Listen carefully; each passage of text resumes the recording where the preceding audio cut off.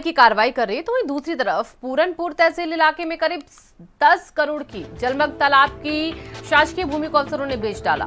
साथ ही जलमग्न तालाब में दर्ज भूमि की वसीयत भी हो गई है।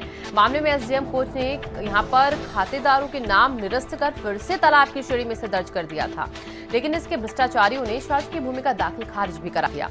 मामले में कमिश्नर बरेली ने अब लेखपाल को सस्पेंड कर दिया, तो वहीं डीएम को इस पूरे मामले में रिपोर्ट एसडीएम, तहसीलदार, कानून को रजिस्ट्रार सहित कई अधिकारियों के घोटाले में शामिल होने का जिक्र करते हुए पेश की गई है।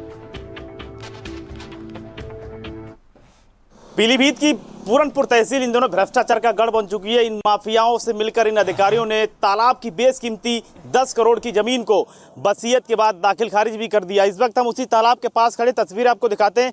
ये वो तालाब है जो माफियाओं से मिलकर इन अधिकारियों ने बाकायदा वसीयत और दाखिल खारिज करके संकीर्ण भूमि में दर्ज कर दी। फिलहाल मामला प्रकाश में आने के बाद खुद कमिश्नर ने एसडीएम से रिपोर्ट मांगी और एसडीएम ने बाकायदा रिपोर्ट में दर्शाया है कि तत्कालीन एसडीएम, तहसीलदार और नायब तहसीलदार सहित तमाम भ्रष्टाचारी अधिकारी उस घोटाले और घपलेबाजी में शामिल थे। उधर 10 दिन रिपोर्ट देने के बावजूद भी सिर्फ अधिकारियों ने लेखपाल पर कार्रवाई की है, ना कि किसी बड़े अधिकारी या बड़ी मछलियों पर। साफ तौर से देखने वाली बात है कि अधिकारियों ने इतने बड़े घोटाले में सिर्फ लेखपाल को कार्रवाई करके अपना पल्ला झाड़ लिया, जबकि इतने बड़े घोटाले में बड़ी बड़ी मछलियों पर अब तक कोई कार्रवाई नहीं हुई है। हरिपाल सिंह, भारत समाचार, पीलीभीत। और हरिपाल हमारे संवाददाता जुड़े हैं इसी खबर पर ज्यादा जानकारी के साथ। हरिपाल, सरकारी जमीन को बेच डाला यहां पर और उसके बाद अब इस पूरे मामले को फिर से देखा जा रहा है, उजागर होता है मामला। लोगों पर क्या कार्रवाई, अफसरों पर क्या कार्रवाई जो धोखाधड़ी कर रहे हैं?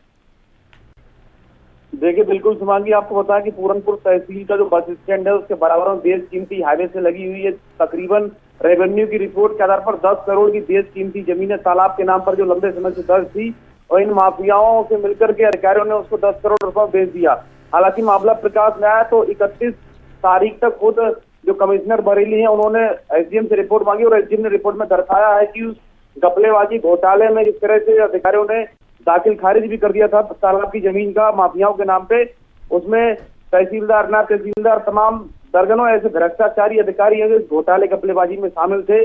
बावजूद इसके सिर्फ अफसरों ने अब तक एक लेखपाल पर कार्रवाई की, जबकि 10 करोड़ की जमीन बेचने वाले मामले में कई ऐसे अधिकारी, बेईमान अधिकारी हैं जो शामिल थे, लेकिन अधिकारियों ने सिर्फ लेखपाल पर कार्रवाई करके सिर्फ खाना पूर्ति करने का काम किया। अब तक ना तो किसी बेईमान भ्रष्टाचारी अधिकारी पर एफआईआर हुई है, ना किसी अन्य अधिकारी पर कोई कार्रवाई हुई है। ऐसे में साफ तौर पर देखा जा सकता है कि भले ही उत्तर प्रदेश की योगी सरकार जीरो टॉलरेंस का दावा करती हो, लेकिन पीलीभीत के इन भ्रष्ट और बेईमान अफसरों से अनुमान लगाया जा सकता है कि सरकार कुछ भी कहे, लेकिन अधिकारी बेईमानी और चोरी करने से बाज नहीं आ रहे हैं।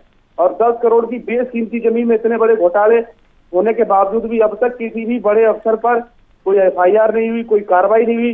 सिर्फ एक मामूली कार्रवाई के नाम पर लेखपाल को निलंबित कर दिया गया है। ऐसे में देखने वाली बात है कि कमिश्नर को 15 दिन रिपोर्ट देने के बावजूद भी अब तक किसी अधिकारी पर कोई जवाबदेही, कोई कार्रवाई तय नहीं की गई है। जिले के चाहे एटीएम हो चाहे डीएम हो, पूरे मामले पर चुप्पी साधे हुए हैं, कोई भी इस मामले को बोलने को तैयार नहीं है। फिलहाल मामला गंभीर है, लेकिन उसके बावजूद भी अगर सरकार इस मामले का संज्ञान ले तब शायद इन बेईमानों पर कोई कार्रवाई हो सकती है, लेकिन जिले के अफसर इन पर मेहरबान बने हुए हैं। ठीक है, बहुत बहुत शुक्रिया हरिपाल, तमाम जानकारियों के लिए आपका। फिलहाल